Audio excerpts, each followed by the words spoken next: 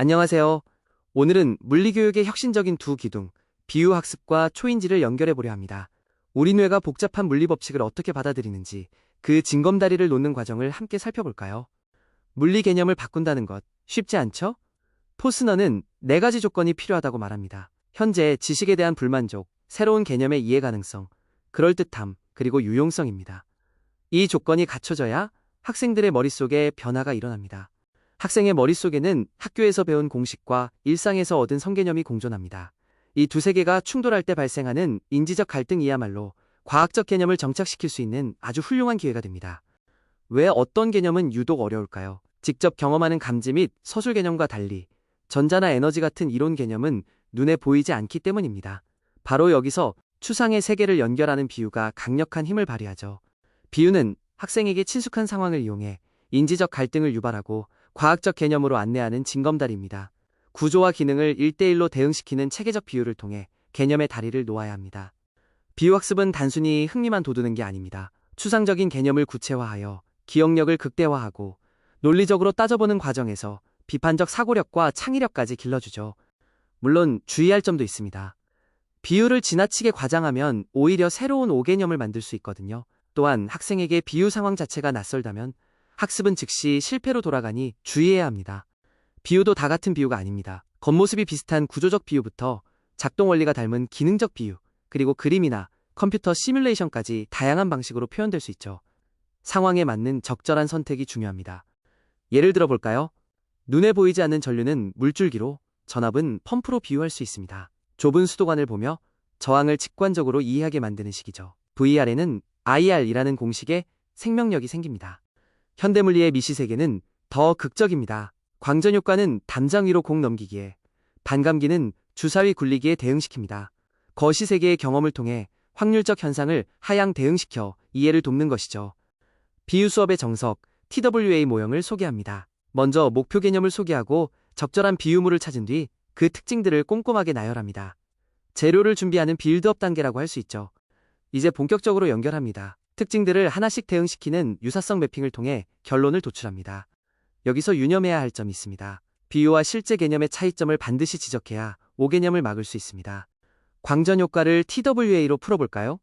목표는 빛이 전자를 튀어나오게 하는 현상을 이해하는 것입니다. 빗면에서 쇠구슬을 굴려 바닥에 구슬을 튕겨내는 상황을 비유로 가져와 특징을 분석합니다.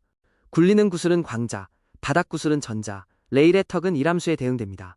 하지만 꼭 짚어줘야 할 차이가 있죠. 구슬은 충돌에 시간이 걸리지만 양자 세계의 전자는 에너지를 축적하지 않고 즉시 튀어나옵니다.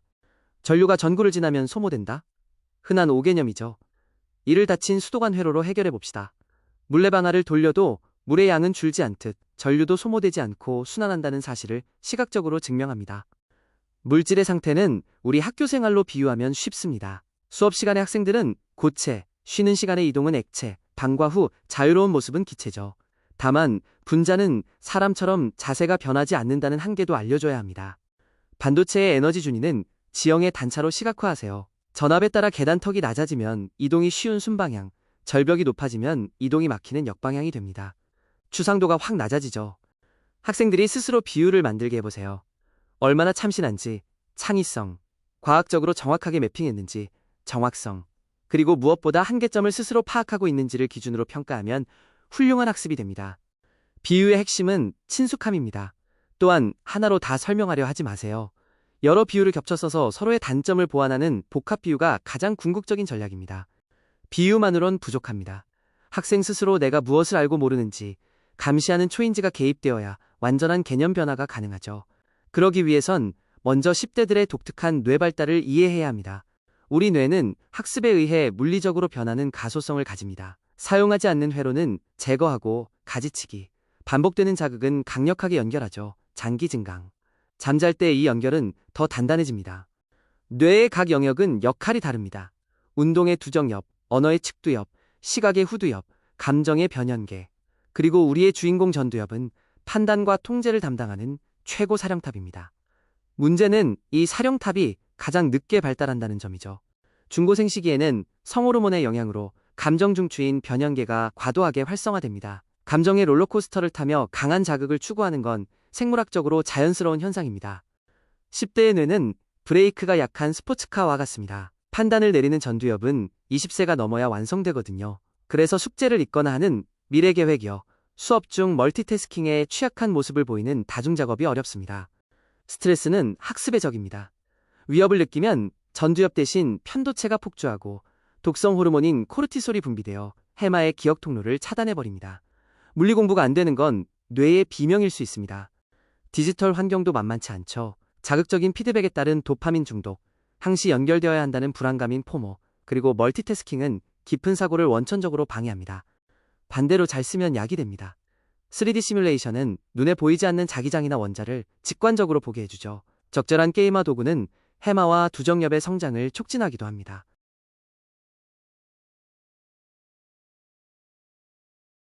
초인지는 크게 초인지, 지식과 초인지, 자기조절로 나뉩니다. 나는 어떤 물리 문제를 잘 풀지? 라는 인식부터 이 문제를 풀기 위해 어떤 비율을 쓸까? 라는 전략적 계획까지 포함하는 상위 인지 능력입니다. 초인지적 개념 변화는 내가 이 현상을 어떻게 이해하고 있지? 라는 자각에서 시작됩니다. 그리고 자신의 논리와 실험 결과가 다를 때 느끼는 불만족이 변화의 강력한 엔진이 되죠. 갈등을 해결하기 위해 새로운 비유나 가설을 탐색하고 점검합니다.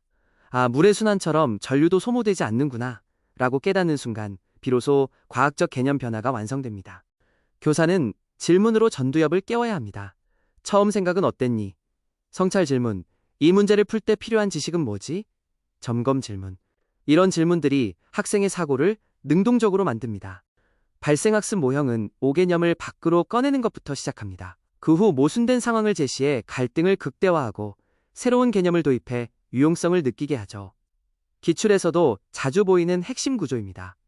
하슈의 모형은 직접적 충돌을 강조합니다. 꼬마정구 실험 데이터처럼 기존 선개념과 정면으로 부딪히는 현상을 보여주어 학생이 스스로 인지 구조를 근본적으로 고치게 설계하는 것이 핵심입니다. 피아제의 동화는 기존 틀에 새 지식을 넣는 것이고, 조절은 지식을 위해 틀 자체를 바꾸는 고통스러운 과정입니다. 진정한 물리 개념의 변화는 바로 이 조절의 단계에서 일어납니다. 과학의 역사도 이와 닮았습니다. 보어의 원자 모델에 위기가 왔을 때 즉각 폐기하지 않고 보조가설로 보호하며 정교화했듯 학생의 지식도 이런 진화의 과정을 거쳐 더욱 강력해집니다. 5개념은 부끄러운 오류나 질병이 아닙니다. 더 깊은 진리를 향해 나아가기 위해 반드시 밟고 지나가야 할 소중한 과도기적 징검다리입니다. 학생의 엉뚱한 생각도 귀한 학습 자원이 될 수 있습니다. 자, 정리해봅시다. 먼저 학생의 뇌 특성을 있는 그대로 수용하세요. 시각적 비유로 인지 부하를 줄이고 끊임없는 초인지 질문으로 전두엽을 부드럽게 자극하는 전략이 필요합니다. 미래의 물리교사는 일방적인 전달자가 아닌 인지적 촉진자입니다. 5개념을 배척하지 않고 최고의 갈등 자원으로 활용하며 매력적인 비유를 발굴하는 창조적 디자이너가 되어야 하죠. 정교한 비유라는 다리, 그리고 초인지라는 튼튼한 근육. 이 두 가지가 만날 때 물리교육의 혁신이 시작됩니다.